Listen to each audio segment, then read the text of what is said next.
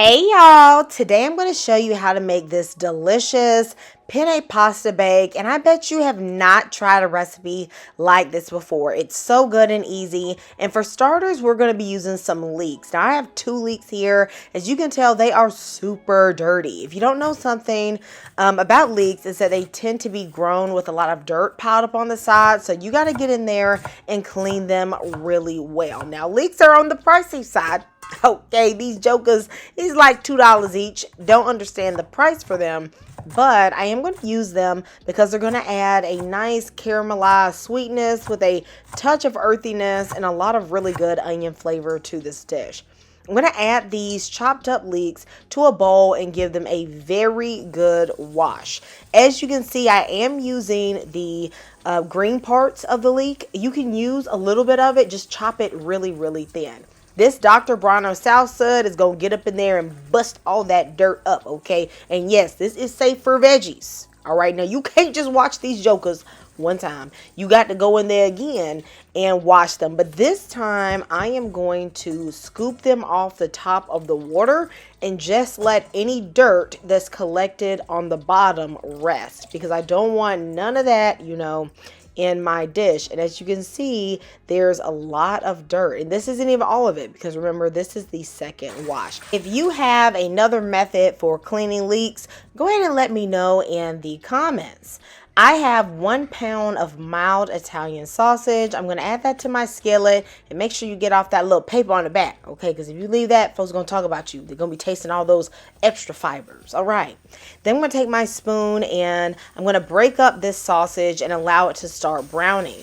While that is browning, I am going to wash and chop up some fresh garden kale. I got this straight from the good outdoors in my garden, so it's nice and tender. Okay, I also picked up a few herbs, some oregano, as well as some rosemary. If you've ever grown kale before, you know you have to clean it really well, because this garden kale has some bugs. I am going to de-stem the kale and then just agitate it to make sure any bug eggs or anything like that will come straight off.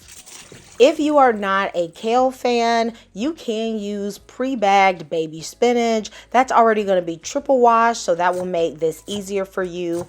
I would not suggest getting pre-washed and pre-cut kale in the bag, because that kale tends to be a little bit tough and quite a bit stemmy.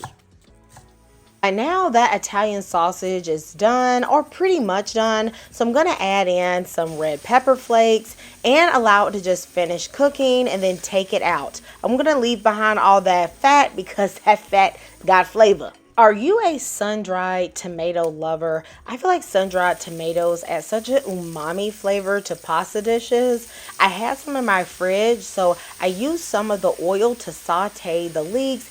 And of course, I'm going to add the sun-dried tomatoes to the dish. Now, this is where the magic happens. You begin to just cook and caramelize these leeks. They're going to take about 10 to 11 minutes to really cook down.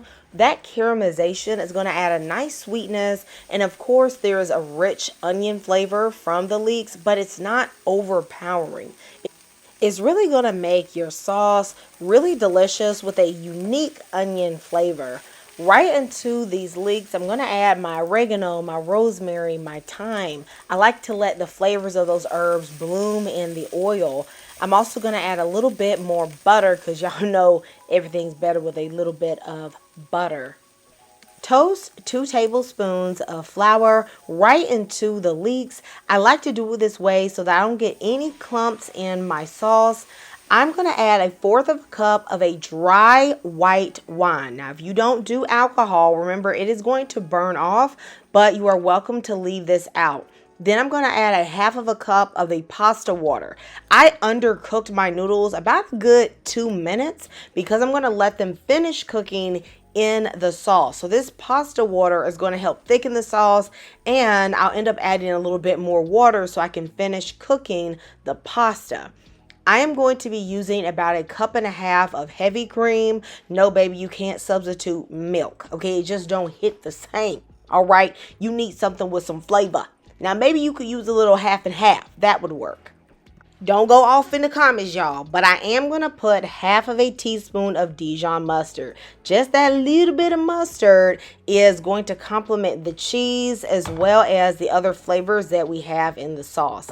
I don't want those leek fibers, and I know y'all kids will be like, what's all this stuff in my pasta? You know how kids are. So what I'm going to do is I'm going to add the sauce to my immersion blender container, and I'm just going to blend this until it is nice and smooth. I feel like this is a great way to get some hidden veggies in, so you probably could even add like a little bit of zucchini or something like that too. Now I haven't tried that, but when you're blending it, who's gonna know? Okay, they're not gonna know.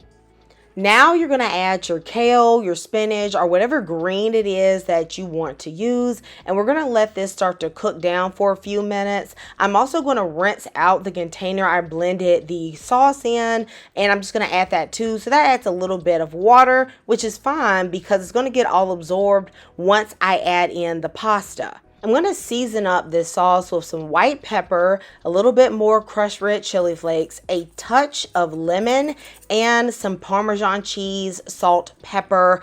You can also add a little bit of chicken bouillon. Since we added a bit of water, I like to add that too. You could add mozzarella cheese with this Parmesan, but y'all, I'm going to use some Munster cheese instead. I feel like it has more flavor than mozzarella, but it also gives you the same creaminess and cheese pull. Let me know what you all think. Then I'm going to add in my pasta. I'm going to cover this. I'm going to allow this to simmer for about 2 minutes until the pasta is nice and tender. Remember earlier I said I undercooked my pasta a bit, so it definitely is a wee bit crunchy and has to cook.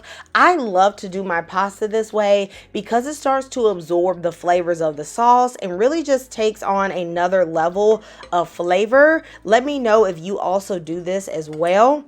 Once my pasta is ready, I'm going to add in that Italian sausage and about 1/4 cup of sun-dried tomatoes. You could stop right here and you would have a great pasta dish, but I like to take it to the next level. So what I'm going to do is that I am going to add a little bit of olive oil to a casserole dish, and then I'm going to add all of my pasta and top it with some Parmesan cheese. Then you are going to broil it on high just until it gets golden brown. I'm going to tell you guys, just like my mama told me, when you have something on broil, you better not walk away from that oven. You better stand there and look. It goes from golden brown to dark and burnt in a few seconds. I would serve this delicious pasta bake with a side salad as well as a bit of garlic bread. You guys let me know what you would eat with this. This is a absolutely delicious pasta recipe. My family loved it and I know yours will love it too. Thank you so much for tuning in to my channel. I'll see you next time. Goodbye and God bless.